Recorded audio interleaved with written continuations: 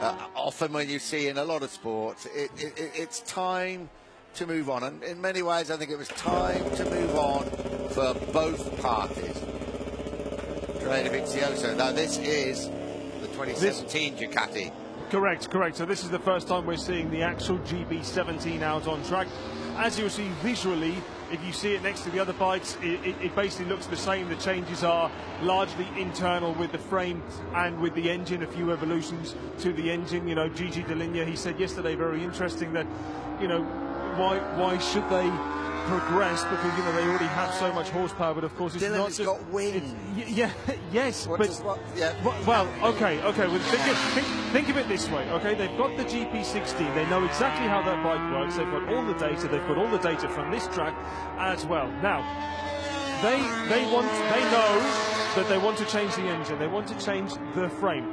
So they need to know, how does that compare to the 2016 bike? They need to know, is this actually better or is it worse? Now imagine you take those winglets off, which we know have had a significant effect. Now Gigi Dall'Igna downplays it, but it obviously isn't.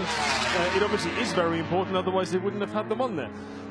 So imagine that bike without winglets all of a sudden starts wheeling along. All of a sudden feels different in the corners. Well, that could be because of the different aerodynamics, or it could be because of the new chassis and engine. So by keeping the exact same fairing, by keeping the exact same winglets on the machine, they will now know when this bike feels different, whether it is the upgraded engine or chassis, or they will be absolutely sure. There will be no doubt in their mind that it's because the winglets have been taken off.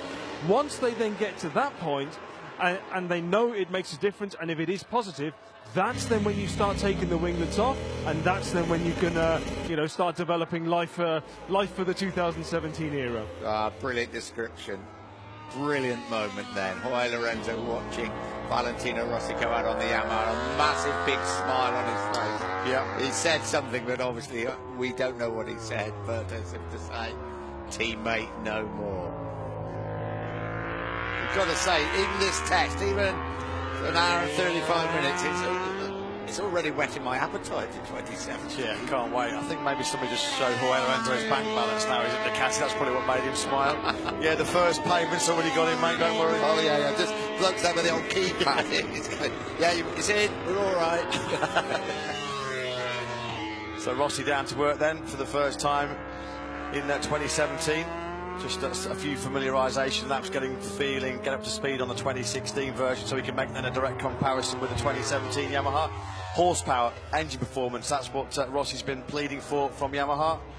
He says that they need more top speed, of course, to fight with the likes of Ducati. We saw that evidence in the race here on Sunday, as when he was fighting with Andrea. It was embarrassing at times, the advantage that the Ducati had coming out of that final corner in terms of acceleration. And Yamaha as well have got to work on the unified software. If there's one thing that they struggled with was tyre wear in the second half of the race. The likes of Ducati and Honda and Suzuki in many respects were just able to keep grip better on at the end of races. So there's plenty of work to do for Yamaha to try and win back the World Championship next year. We're talking about World Championship, World Champion. The World Champion has now gone out on the new 2017 Repsol Honda, so now we will see the first big comparison as to exactly how this new engine is going to compare. Honda have said to me that obviously this was first tested in Misano, this, shall we say, big bang configuration that they have. It was then upgraded again for a private test in Aragon, which they had, and now they're saying it is once again a further upgrade of that. Andrea Dovizioso back in, one lap on the 2017 Ducati. Back in for a chat, and there was massive interest on Jorge Lorenzo, surrounded by the whole of the team. This will be as equally important, the first real chat about the new machine. Surrounded as the garage door goes down, and here we are, the new 2017 Repsol Honda, on which Marc Marquez will defend his world title. We're desperately hoping that they've done what he asked for, make that bike a bit more user-friendly, not quite as aggressive when you pick up the throttle coming out of the corners. We saw some of the issues that the Honda had in the race here on Sunday. Marc Marquez was losing 10 to 12 bike lengths coming out of the final corner compared to even the Honda, even the Yamaha in many respects when he was racing Valentino Rossi, but the Ducati was absolutely blitzing, well, everything coming out of that final corner. So they need a bit more.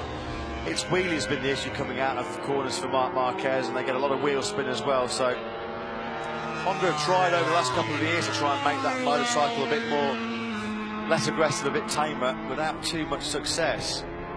And when you look at Sunday's race, Nick, they need to do something, because okay, Cal Crutchlow's won a couple of races this year.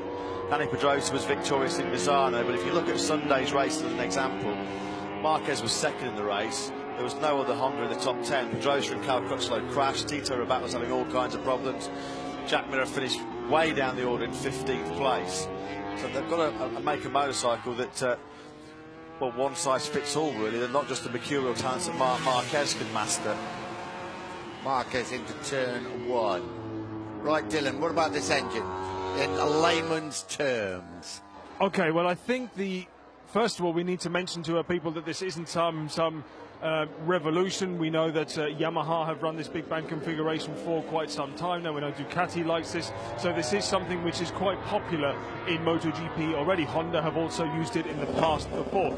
So it's to do with the firing order. So if you imagine 4 cylinders, imagine a regular engine, or what they call a screamer engine. Each cylinder will fire at an even interval. So every 180 degrees turn of the bike, there will be 1 cylinder firing.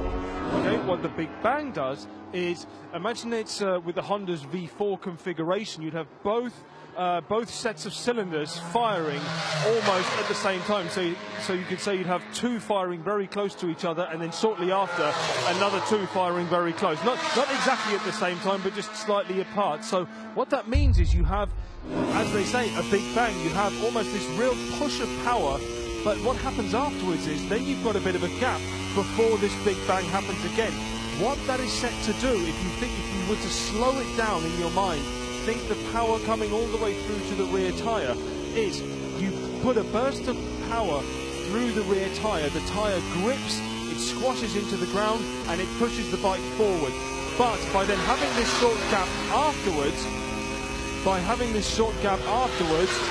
you then essentially manage to push, the tyre gets to relax, and then obviously it's not quite as nervous. I do understand that we're on board with Marcus listening to the engine, so I'll come back to you. Have a listen as well, Dylan, and you come back in and tell us what you think.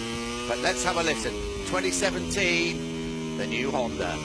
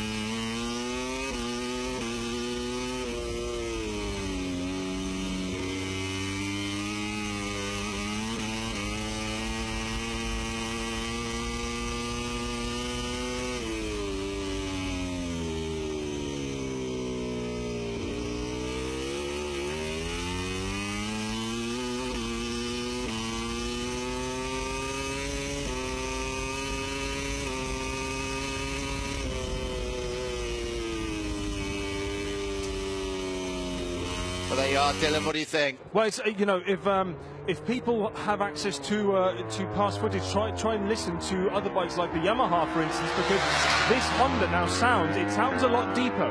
Okay, it's had this a lot more bassy, and that is because you have this different firing order that we spoke about. And just to reiterate, so think of it this way: the tyre squashes into the ground a lot harder than it would with a screamer, and then it has a period to relax, and that essentially is supposed to help drive out of corners. This is something which Matt has spoken about, obviously, during the commentary quite a lot. You can see it so much when they get on the gas, because a screamer is essentially can produce more power, okay, but it's doing so, and it's always pushing on the rear tyre. So in a sense, you could say that the rear tyre is a lot more nervous when that happens, whereas with the Big Bang, it's set to be that much more stable. And I think it's certainly a very interesting move that they've done so, and I do honestly think that we're going to see that they're going to reap the rewards, particularly because it seems to work so well with the tyre characteristic that they've got.